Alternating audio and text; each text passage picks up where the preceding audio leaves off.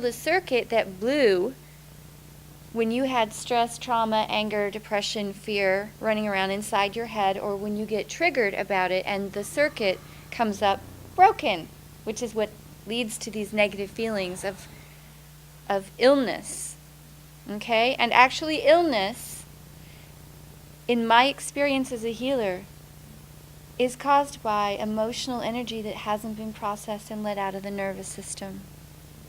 If you look back to when did your pain start, you can track it to, it started the day that I thought I'm never going to be loved, or the day I thought I'm a failure, or the day that someone said, I'm leaving you. Okay?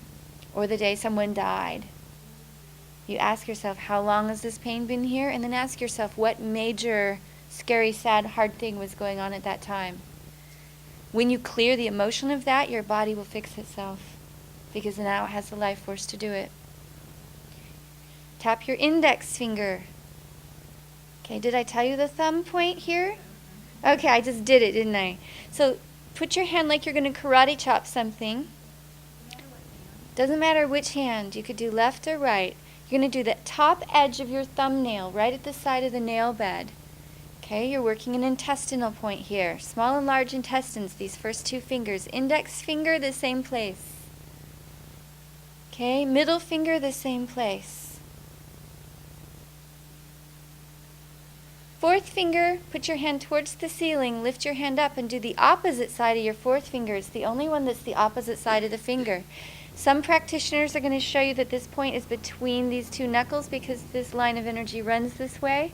They thought it would be really confusing to tell you to do the other side of the finger, so they had people start working this point on the back of the hand. But this skin is sensitive here, and I do hours of tapping a day, so I like to use this point, and I don't think that it's too hard for you to learn. Okay, back to the inside of the pinky. Good. So the fourth finger that we were just tapping is called the triple warmer point, and it helps you clear energy related to self and perceived other. Self in the room, self in the conference, self in the weather, self in somebody else, and your thermostat of your body. And this point that we're doing here is another heart point. Okay, tap the side of your hand right here. It's good for digestion, and it's also helping the mind to get on the same page with the emotional body, because a lot of time the mind tells you that it's too scary and overwhelming to process your feelings, but not processing them keeps you stuck, and repeating scenarios to bring up the same feelings in an effort to eventually clear them with some form of compassion. Okay, top of the head, all over the head. You've got hundreds of little points in your scalp, okay? Big breath, big sigh. Good. Great. Now you can relax. Do you feel more energized than you did a second ago? More awake? So now you've just learned the physical component of EFT. And what makes this technique so powerful is that it's 3 parts: body, mind, and spirit simultaneously. And when you do all 3 at once, this alchemical mixture of these 3 sacred things, your emotional processing goes quantum, meaning that it could take you a few breaths or a few minutes to process something that you've been carrying around for years. Okay, so the mental part is you're going to just stop arguing with reality and start acknowledging with empathy what happened to you. It doesn't mean that it was okay that it happened to you.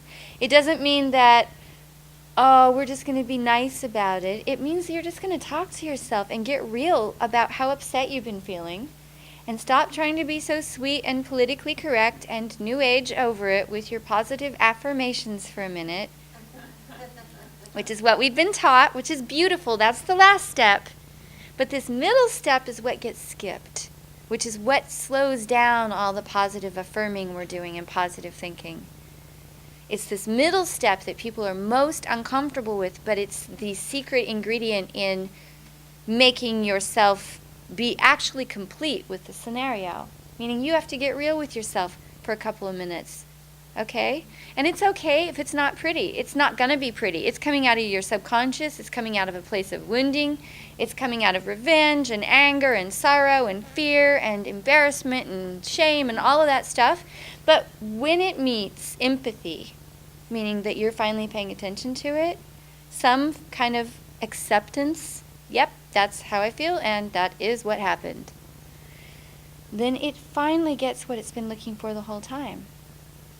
And it relaxes and lets you move forward. So think about it for a minute. When you're talking to your friends and family and you hear yourself going, oh, you wouldn't believe what happened to me today, and you're going on and on about this negative things that happened to you, what are you looking for? You're looking for sympathy, empathy, someone to see it from your point of view. And when you don't get it, that can start a fight. Well, you wouldn't believe what happened to me today. You're like, but you didn't even listen to what happened to me today. Yeah, but what happened to me was a lot worse than what happened to you. And then pretty soon people are fighting because what they wanted was some form of love or empathy. You're the person who knows your story best. Your brain doesn't care if you get empathy from your mom or your friend, as you know as you dial through people who will listen to you, or from Facebook. It doesn't care where you're getting your empathy. It's best if you learn to give it to yourself, because then you're not trying to wring it out of your friends and family. If they give it to you, great. And if they don't, you're not stuck. And the more you give yourself, the more you automatically give other people. Instinctively.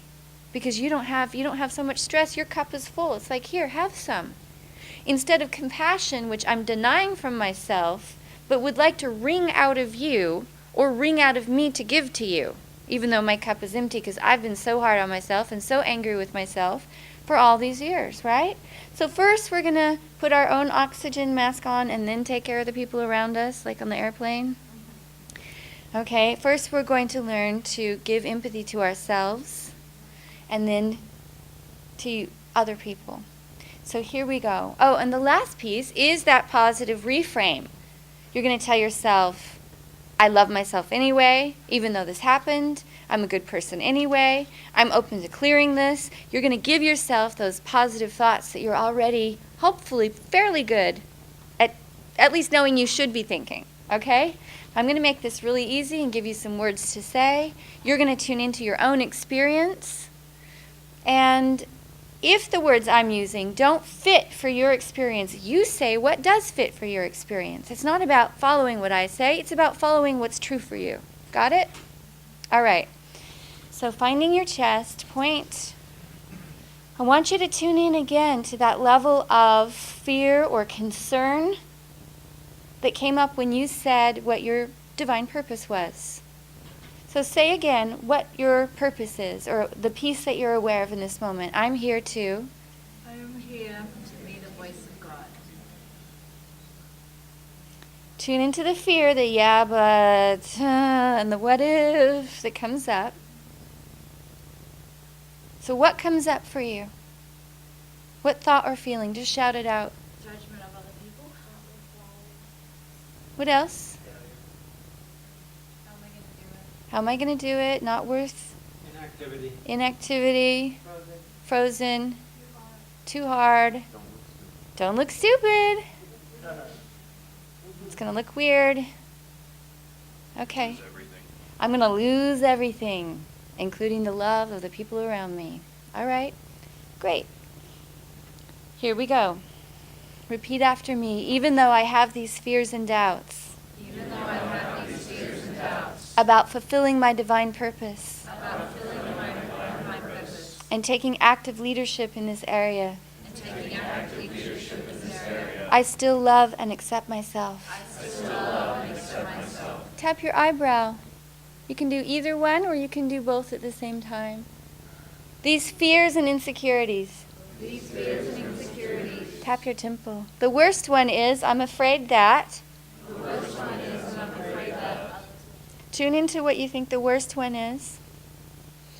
I want you to breathe and relax towards it instead of trying to fend it off.